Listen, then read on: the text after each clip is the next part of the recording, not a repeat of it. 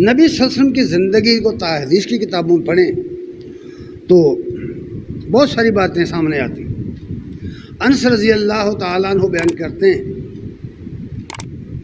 کہ نبی صلی اللہ علیہ وسلم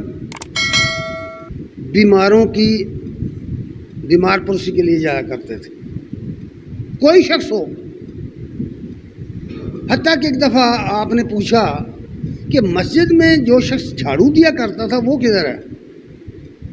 عام کوئی آدمی غلام تھا، اس کا کوئی گھر بار ہی نہیں تھا، مدینے میں رہتا تھا، لوگ کھانا دے دیتے تھے۔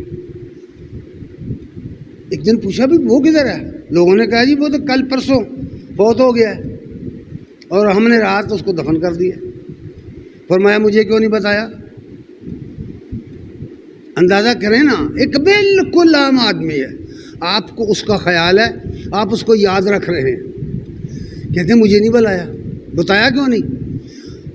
اچھا فرمایا اس کی قبر کدھر ہے؟ قبر بتائی، آپ قبر پر گئے، جا کر اس کے لیے دعا کی، حکم خداوندی پورا کر دیا، من کے لیے بخشش مانگ، بخشش کی دعا کی، یا اللہ اسے معاف کر دے، ایک عام آدمی۔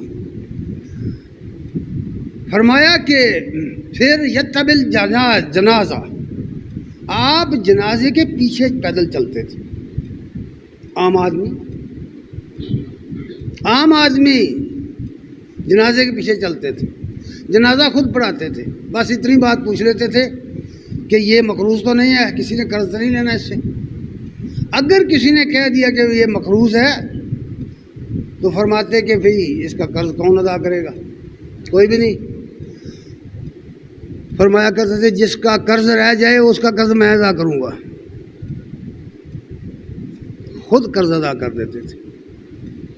عام آدمی کی بات کر رہا ہوں۔ فرماتے ہیں یتبع الجنازہ، جنازے کے ساتھ چلتے تھے۔